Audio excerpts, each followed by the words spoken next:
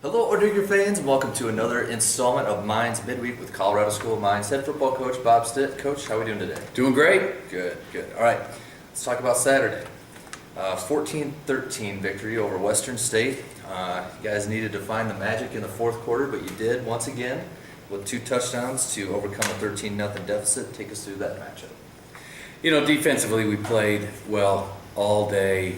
Gave up, a couple big runs, but the thing that we talk about to our defense all the time is just get us to the fourth quarter with a chance to win. And we always feel like if we're within a couple scores in the fourth quarter, we'll have a chance to win. And as the second straight fourth quarter comeback by a redshirt freshman, we'll take the W in any way we can get it.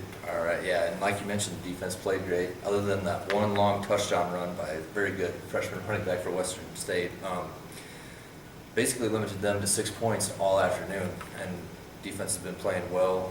Other than that little hiccup against CSU Pueblo, been playing well all year. So obviously playing well to close the end of the year. Yeah, and we were so excited about this football team because of the defense, and they've really come up big when we've needed them to here lately.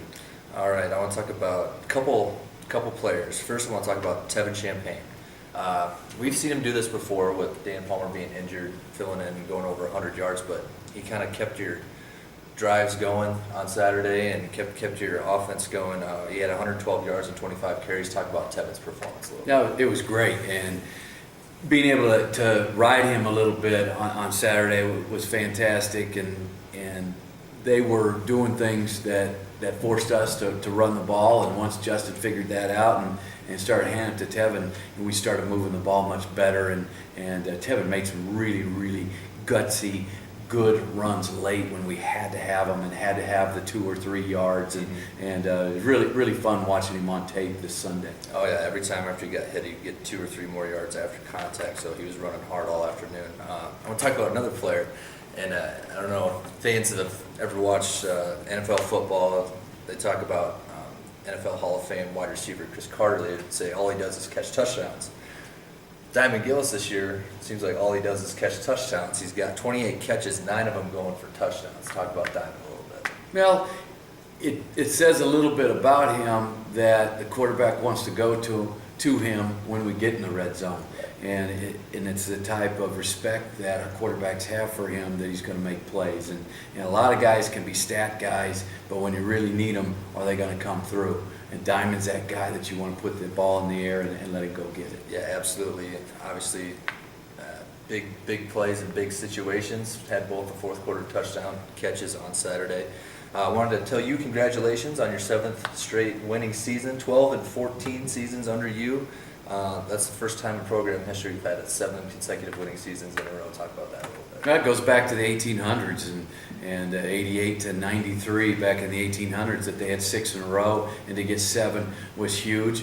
If not for the hiccup back in 06, we'd have 13 in a row, which is it's just something that we're proud of, that the way that our players have performed to keep our program consistently successful. You know, it's hard to get there to a winning program, but it's even harder to stay there. Right. And it's a testament to how hard our kids have worked, and we get everybody's best day, and we've got a target on our head. We've had it for a long time, so we're not flying under the radar anymore, and our kids have to come to play every single week. Right. All right. Let's talk about your upcoming matchup on Saturday against Adams State. Marty Heaton, the head coach of the Grizzlies, a former defensive coordinator of yours for a couple seasons. They're 6-3, 4-3 in the conference, and they're going to come in off a tough loss at Fort Lewis on Saturday. What do you expect to see out of the Grizzlies?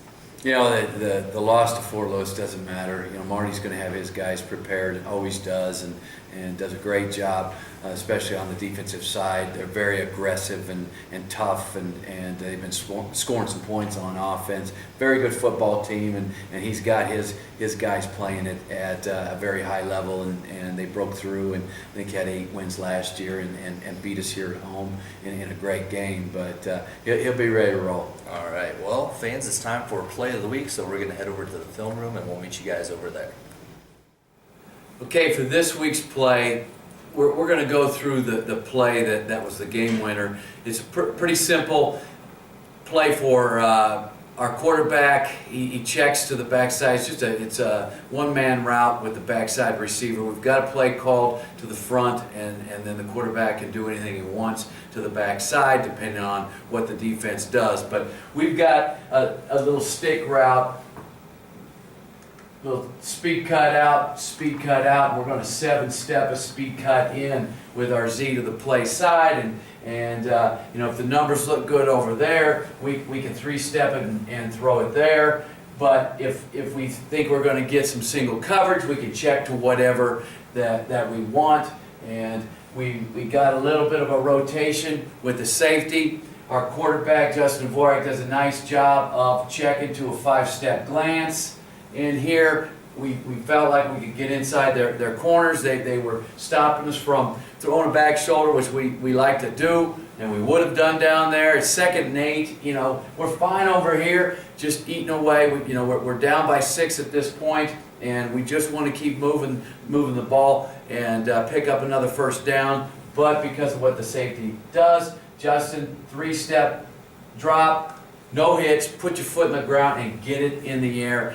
Diamond Gillis is on the backside, does a great job of getting inside and staying skinny, and makes a phenomenal catch on this one, because the backside backer actually gets under it and puts a finger on it, which makes it a difficult catch. But this was a game winner. We had struggled all day to try to score, and we had just gotten the end zone on the previous series to get our first score of the game. It's 13-7. We come up big, and we end up closing them out. So let's take a look at it on tape.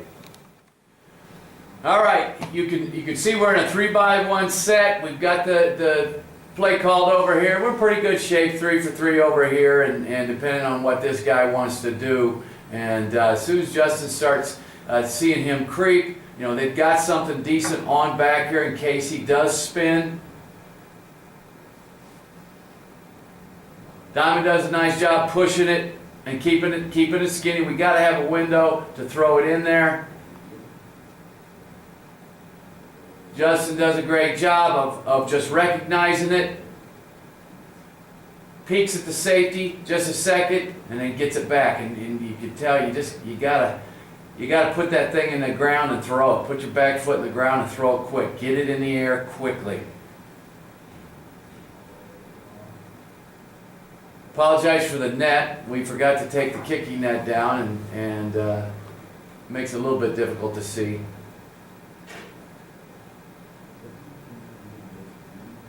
So you can see, really a nice throw, but this linebacker does a nice job of getting underneath it, and you can see that it gets tipped and redirected, and Diamond still makes a heck of a catch. And that was a game winner. And those are the type of plays that you got to have down the stretch. And this is Justin's 2nd straight 4th quarter comeback, making plays late in the game, and Diamond just seems to come up big when we need him to. Heck of a win for our football team. All right, fans, just a reminder, the Ore Diggers are going to travel to Alamosa for a 1 p.m. matchup with Adam State on Saturday. Coach, good luck. Safe travels. That's all the time we have for this week. We'll see you next time.